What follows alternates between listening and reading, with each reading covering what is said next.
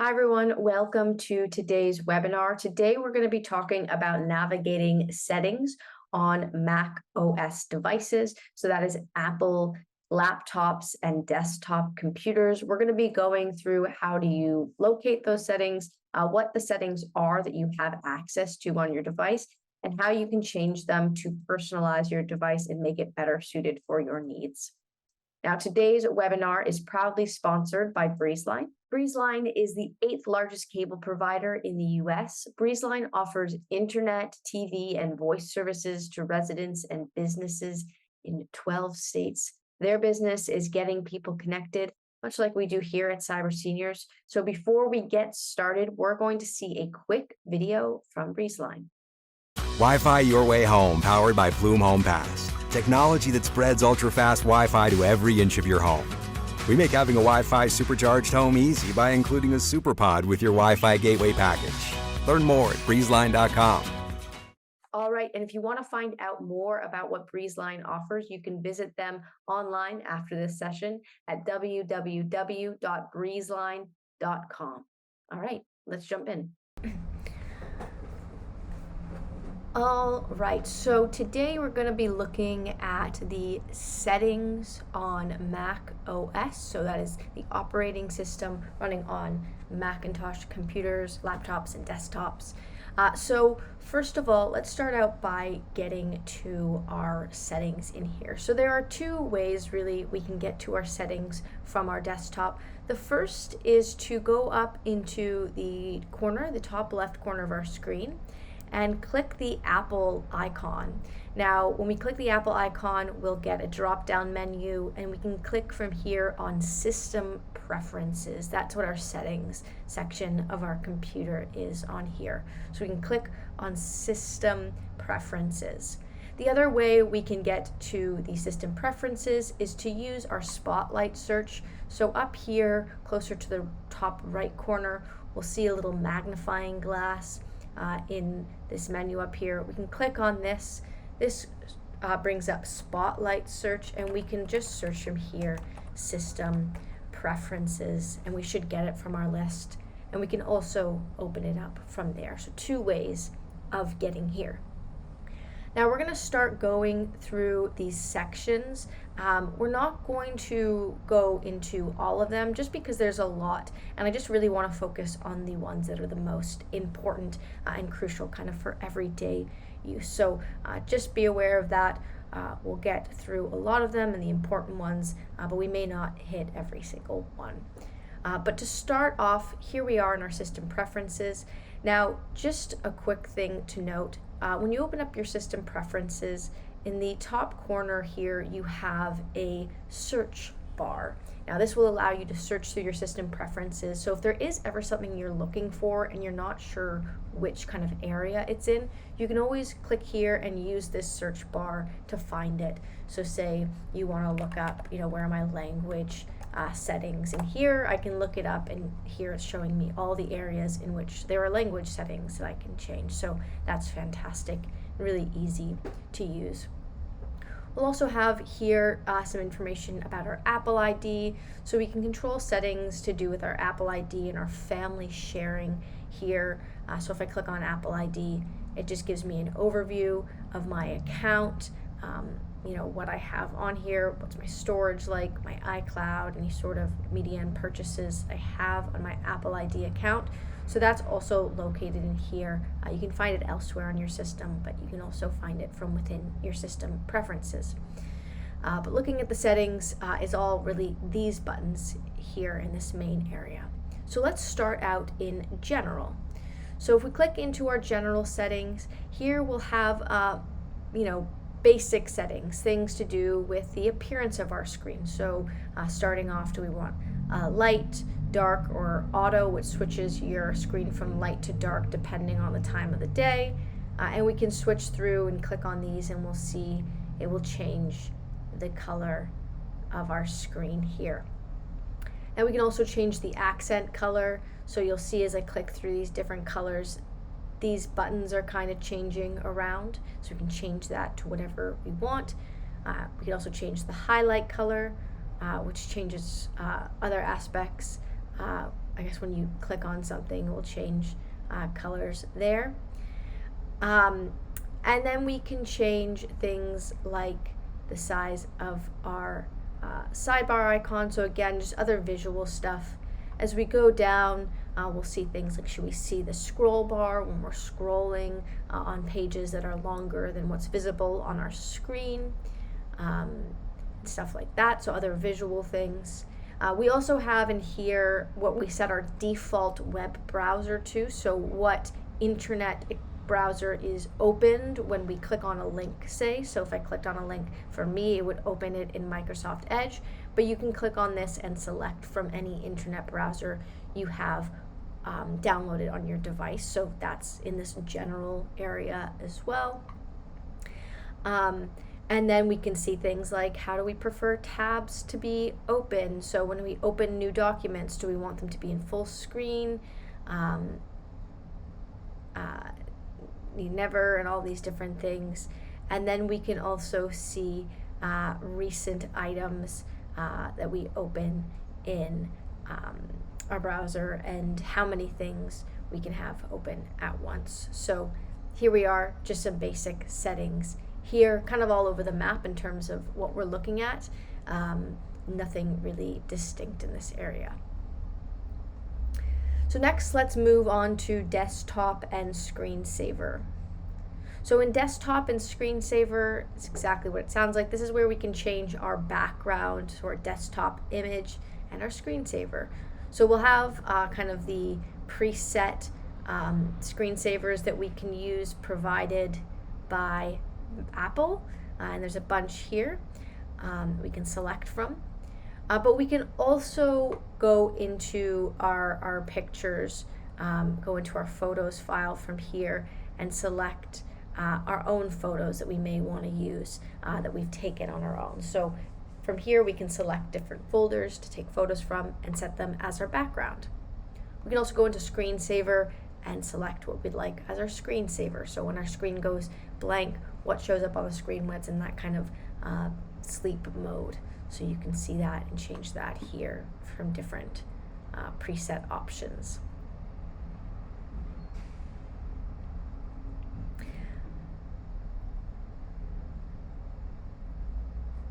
Now there's another small setting here that's pretty interesting in our screensaver. It's called hot corners. So if we click into hot corners, basically what this allows us to do is to associate different functions or applications with the corners of our screen. So say we want mission control to be in our left corner. Basically what will happen now is if I put my mouse to my left corner, it will launch that thing that I set to those hot corners. So this can be really helpful if you want to have things pop up without having to click into them. And so we can set up these hot corners by clicking or removing them here. So another kind of cool feature can be make using our device a bit easier here. Now we'll go into dock and menu bar. So dock and menu bar will control our dock, which is this down here with all our applications, and our menu bar, which is this bar at the top of our screen here. So from here we can change things like the visual appearance of it, so how big it is. We can see as I move this dock size, I can change it to smaller or larger, whatever you prefer. And then on top of that, there's something called magnification, which we can turn on and off. So basically what this means is, say this is at max, when I put my mouse over a certain application, it makes it bigger. So it doesn't always have to be huge at the bottom, but we can have it maximize, or we can have it so when we click it, nothing happens there. Again, just a preference thing, can be easier, whatever is easiest for you to see and navigate. We can also change the positioning of this. So is it on the left side of the screen, the bottom of the screen, or the right side of the screen, so you can move it around depending again on your preference. And then we have certain effects. So when we're minimizing windows, for example, we can use the genie effect. So basically if I were to minimize this window and it's on genie effect, it kind of squeezes down, but if it's on scale effect, it just kind of, it has less of a squeezing effect. just basically visuals. Then we have all these other settings, like double click a Windows title bar to zoom, so we can, double click on this top part of a window and it will make it larger or smaller, and animating opening applications. So all these visual things that happen when we're opening the apps at the bottom here. And then we have one setting for our menu bar, and this is automatically hide and show menu bar. So when this is selected, you'll see that the menu bar disappears at the top until I bring my mouse up to reveal it. So you can have that set like that, or you can have it so it's just always visible to the eye, which is my preference here. Within here, you'll also have some settings to do with what's called your control center. So that's basically all of these little buttons up here in the top right corner, things like your Wi-Fi, your Bluetooth, and all of that. And this is just what you have access to from up here. So you'll see in this menu bar, you have quick access to things like your internet connection, your battery life, and all of that is also controllable from here. And so you can see those options there. We can see them here as well when we click on the clock from the control center. So you can just basically change the appearance and some settings around that from here. So we're going to skip over mission control. It's another kind of area that deals with, accessing applications, very similar to our dock and menu bar. So you can check that out if you want, but nothing super crucial there. Next, we're going to go into Siri, which is Apple's virtual assistant. When we click into Siri, we can change our settings surrounding this. So right now, I don't have Siri set on automatically. I have to click the Siri button, which is up in my menu bar up here, very small, if I want to access Siri. But I can turn on listen for Siri, and I can set up my voice control. So basically, next time I say, hey Siri, it will recognize that and turn it on and start listening, depending on how you'd like that. But from here, we can do things also like setting up a keyboard shortcut for accessing Siri. We can set up the language that Siri uses, the voice variety, so what accent basically Siri is using. And then we have different voice options that we can choose. I'm Siri. Hi, I'm Siri. Hi, I'm Siri. So choosing between I'm Siri. a more Choose the voice you'd like me to use. Female voice versus a male voice, and all of this stuff. So basically all of our settings just surrounding Siri, things like showing Siri in the menu bar. So again, if we look at the menu bar up here and I click this on and off, it takes and puts Siri back and away. So that is all in there, and how we can use Siri and personalize that experience. Next, we have Spotlight. So this is basically selecting what kinds of things pop up when we use that Spotlight search, that search bar that we use to get into these system preferences in the first place. So we don't have to search through everything. Say I don't want to use Spotlight search to search within folders, I can turn that off, and now it doesn't search for folders. Maybe I only want to use it to search for applications, and I can change these settings accordingly. So pretty simple there, but easy if you want to change what that search is for, because sometimes it searches through these very random parts of our computer that you may not really have need for often. And to simplify the process of searching, you can just minimize what things it searches for. Next, we have language and region. So pretty straightforward. This allows us to change the region in which we are in. So this may start to change certain things about our computer settings and how it's set up, depending on the area. You maybe don't want to change around with this because it might make things a bit wonky. We can also do things like change what's the first day of the week, again, depending on our region's calendar and how it's set up. We can also change the calendar. It's preset to the Gregorian calendar, but we can change it to any of these calendars available. We can change our time format. Right now, mine's in that 12-hour AM, PM time, but I can change it to a 24-hour clock as well if I'd like. We can also change our temperature. Not that it's really visible in many places up here, but it's visible from here, I believe. And I can change that from Celsius to Fahrenheit. We can also see our preferred language. So currently my preferred language here is English, and I can add a new language by clicking this plus button here. So say I choose that one, and then it will add this language, and then I can select if I want to make that language my primary language or just use it as a secondary language, which means I have access to any sort of keyboards associated with that language. So say I chose French, I could get access to a French accent keyboard and all of that, but we'll keep it in there as well. And if ever you want to delete a language, you just highlight it and then click the minus button, and that removes the language. And then within here, we'll also, like I said, when we change languages, this might change things about keyboards. So we can go into keyboard preferences down here as well. And we can, again, change what kind of keyboards we have. So maybe we use an Irish keyboard, and we can then see if that's at all different and use it as we like. So we can change these things here about our keyboard. So all available in this language and region section here. Now next we'll go into notifications.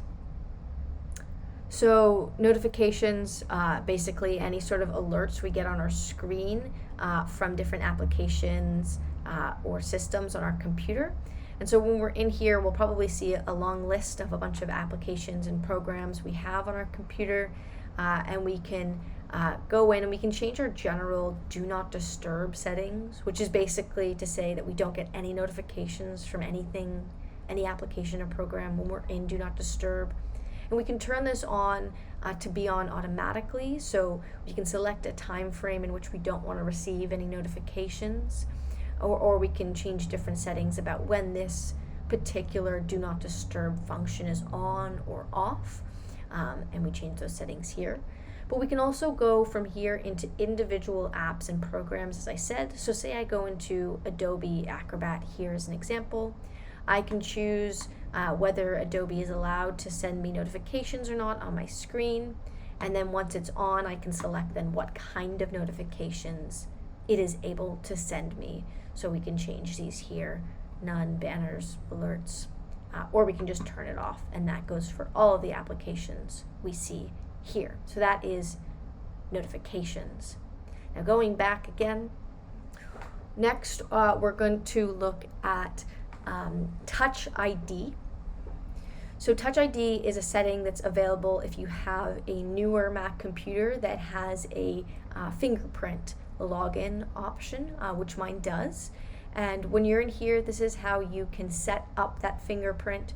So I've one finger set up in here now. Should I want to add an additional one, say additional one of my fingers, or say someone else in my household so that they can log into my computer using their fingerprint, we can add this. We just have to enter our computer password in order to start setting it up. And then basically I can start placing a finger on here. I'm doing this on my keyboard, you can't see it. And it basically takes my fingerprint and allows me to use this instead of typing in a password to log in. So great option if you have a tendency to forget passwords or anything like that. Now I have an additional finger there. I can also always go over and delete a finger just by hovering my mouse over it and clicking this little X, and that will delete that login finger. And then you'll see I'll have options about what I can use this Touch ID for. So unlocking my Mac, using Apple Pay, buying things on the iTunes App Store and Apple Books, and password autofill if I have any sort of saved password on my device. So this is a nice option here if you have the newer devices that have fingerprint login. Now the next section I want to look at, which is really important, is accessibility. So our accessibility settings, we're going to see some overlap between some of the other sections we may look at or have already been in. But this section basically is adaptability features that can make our computer easier to use, especially if we have vision or hearing limitations or maybe physical motor limitations as well. So from here, we'll see all the different sections of our accessibility features here.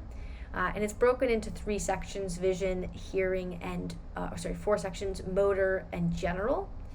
And we can basically click through any sections here. So first of all, voiceover, which basically provides spoken descriptions of items on our screen. So when we turn it on, if I were to click on something, VoiceOver speaks descriptions of items on the screen. as you can see, it will start speaking things at me, so I can then hear them as I speak. So this is great if you have really low vision. If you're able to see, I don't necessarily recommend it because it does really speak everything you click on.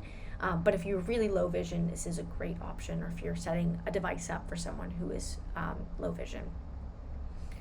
Now next we have a feature called Zoom, which allows us to zoom on any part of our screen. Now, certain apps and web pages will be able to be zoomed in on automatically, but not all parts of our computer can be zoomed in on whenever we'd like. But this feature allows us to do that. So basically, we can turn it on, to use keyboard shortcuts to turn on Zoom, and then I can then use my hands or any sort of buttons on my screen to zoom in onto my computer. So say I'd like to zoom in here, I should be able to do it with buttons on my screen and enable hover text. So this stuff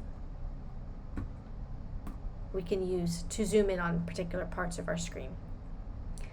Now going into display, this is going to change things about how our computer looks again. So things like inverting the colors so that it's a starker contrast for us. Reducing motion, so when we minimize stuff, it should be less kind of crazy motions. Increasing the contrast, which you can just see makes the screen just slightly more contrasty.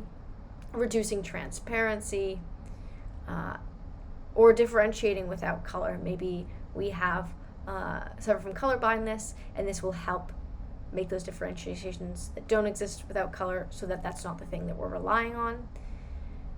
We can again change our menu bar size here, so stuff that we could have changed in our general settings as well. And then we can go into display contrast here.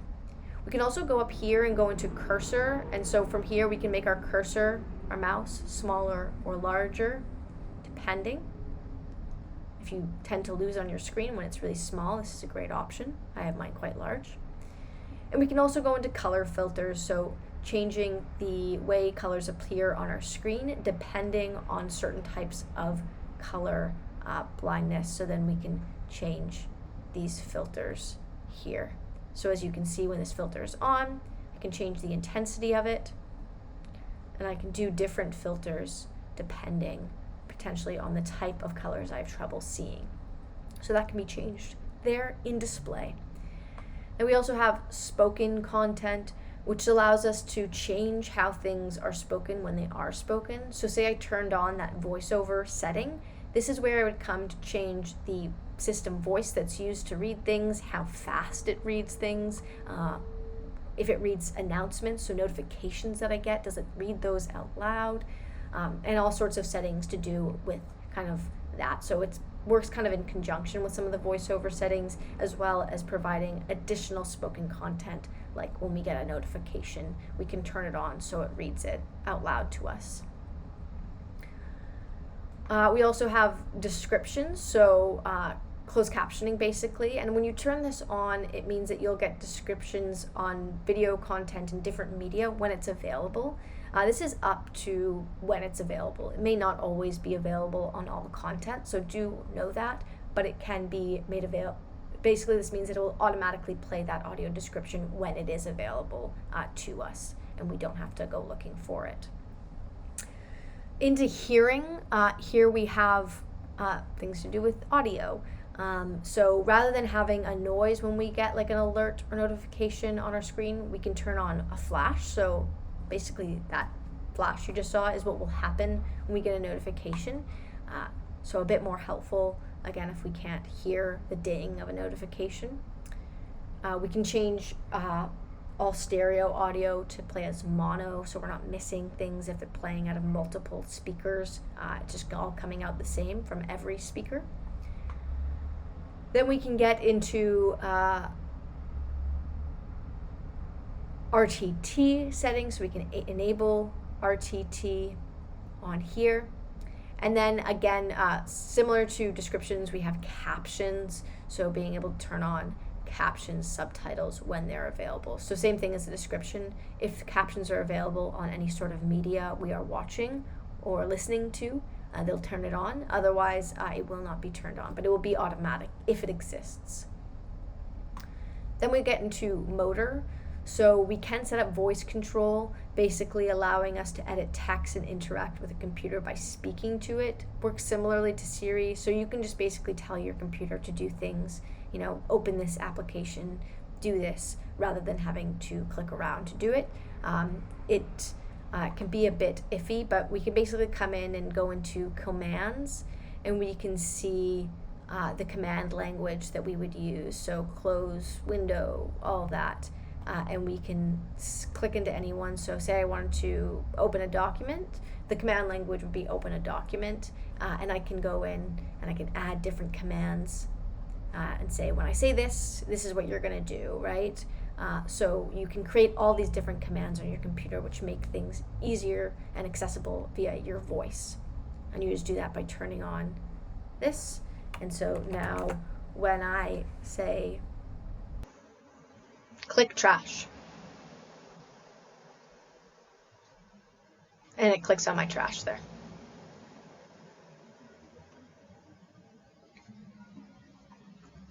There we go. All right, next thing is keyboard. So we can enable sticky keys and slow keys, which basically allow us to change how we use our keyboard. So sticky keys allows modifiers to be set without having to hold the key down. So certain things you'd have to do, you'd have to hold a key down to do, like say clicking Command Shift whatever to copy something, right? You wouldn't have to hold those down. You can enable sticky keys, which basically means you click it once and you can have it stick rather than having to forcefully hold it down the entire time if that's difficult. And slow keys, basically the opposite, which adjusts the amount of time between when a key is pressed and when it's activated. So if you're not pulling your finger off of a key fast enough and you find that you're typing in letters, so you click G and it inputs it 3 times because you're not clicking it quick enough, you can change it to be slower so that you don't have that problem. So both of these settings here as well. And pointer control, so double click speed, if you have trouble double clicking on things fast enough to do that double click, you can make it slower. You can also change your spring load delay here. So basically how quickly or we have to click on things, and also alternative control methods. So how we can open things and click on things with our mouse differently. And then we have switch controls, which allows computer to be controlled with more switches. So, mouses, keyboards, gamepad buttons, or a dedicated device. So if you have some sort of specialized device that you would be using with your computer to control it, maybe an accessibility device that you have, this is how you can enable that and attach those devices to your computer here. So that's pretty much the gist of accessibility here. Really a lot of great settings in there for making your computer just a bit easier to use, so definitely check it out. And one thing that I didn't mention before that I do want to mention, we'll go into accessibility just for the sake of this example. When you're in any setting on this computer, you'll see a little question mark button in the bottom right corner of it. And when you click on that, it will tell you what these controls are. So if you don't know what it means to hide a panel after an activity, you can come in here and you'll see the full description of what that setting does if you were to turn it on.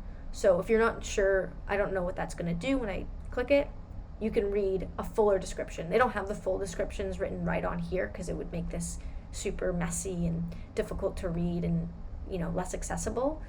So if you need to know exactly what a setting is going to do if you turn it on, you can come into here. So that's available on every single setting when you're in these system preferences. All right, next we're going to go into screen time. Screen time is just basically an area that allows us to see how much time we're spending on our device and how much time we're spending on different applications. So I can see I spent today 54 minutes on Microsoft Edge, 30 minutes on Adobe Premiere, 6 minutes on my system preferences. So we can see how much time you're spending on different things. But what you can also do from here is turn on things like downtime and app limits. And downtime means you're setting time away from your computer. So during downtimes, there's certain apps that you won't be allowed to get notifications from. And app limits allow you to set limits on apps. So say I don't want to be using the internet for more than an hour a day, I can click plus here. I can go into, let's see, or say I don't want to go into podcasts for more than an hour a day. Let's select this. We'll select podcasts. I can say that I'm only allowed to use it for 1 hour every day. And now after 1 hour of using that app, it will basically say, no, you've reached the limit. You can't use this app anymore. And then I can do that. I can always edit the limit or delete the limit, but you can create limits to make sure you're not doing things or getting too drawn into, a certain app and spending your whole day doing it. Next, we are going to look at security and privacy. So here, basically, we'll get all of our privacy settings. So from general, so things like changing our password to when we require a password for login. We can go and look at File Vault, which basically secures our disk by encrypting its content, which is basically automatically on. To turn it off, we'll have to unlock our computer to make changes to this area. We can look at our firewall if it's on or off. And so are all connections allowed in or out? I'm on my home Wi-Fi, I have it off, but you may want to have it on if you're out in public. And then privacy. So when we're in privacy, basically we have all of these sections of our computer, things like our location services, our contacts, our calendars, reminders, photos, camera, or microphone.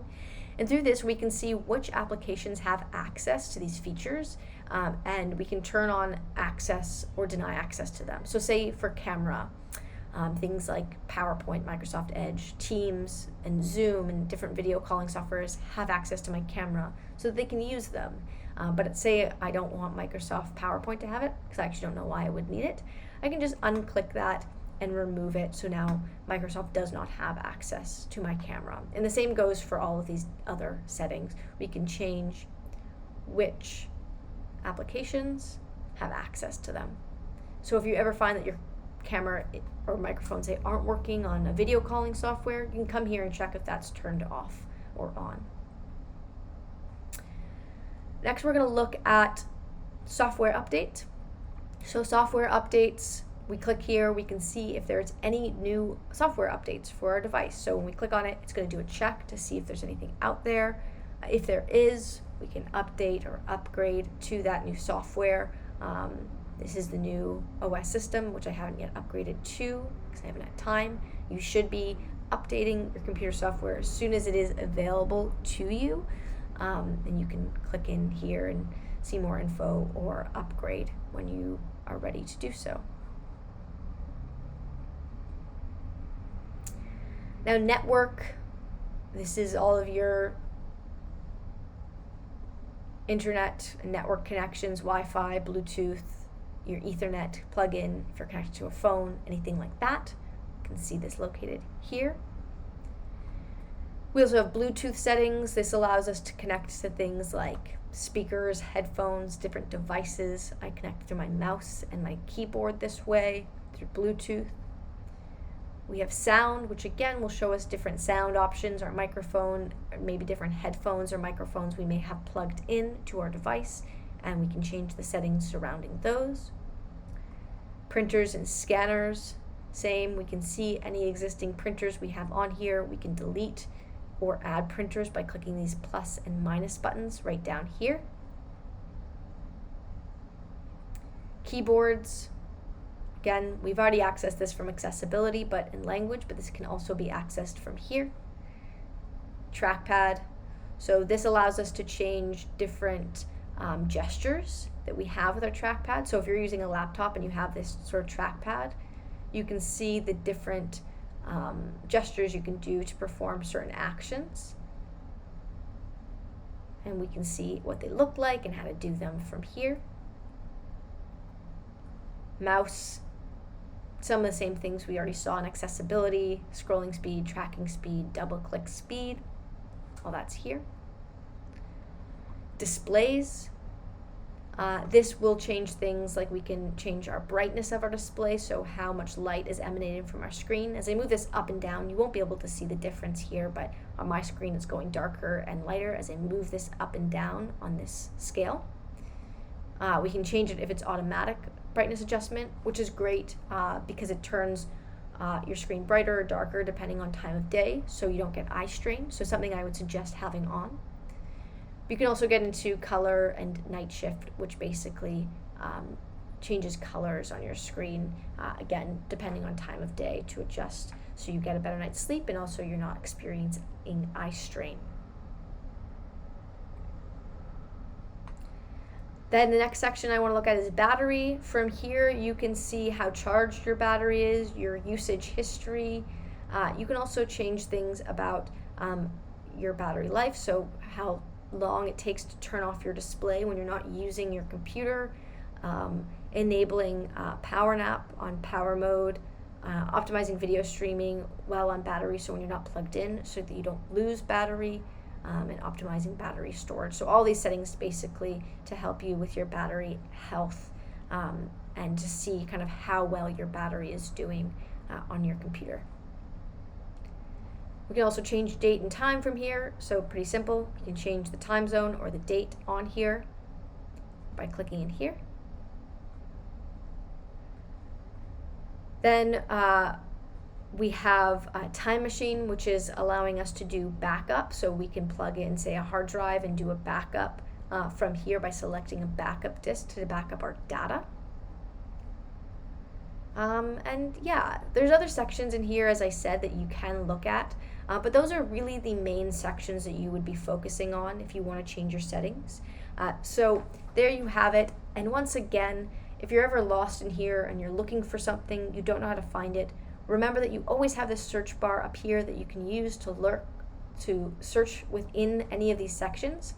And then as well, when you're in any section, you can always click this little question mark down here in the bottom right corner, and that will allow you to further read about or understand what all of these different settings mean and actually do and how they impact your computer.